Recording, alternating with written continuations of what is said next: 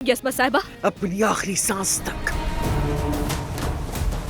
तुमने मुझसे मोहब्बत नहीं की, लेकिन मुझे चाहते तो थे।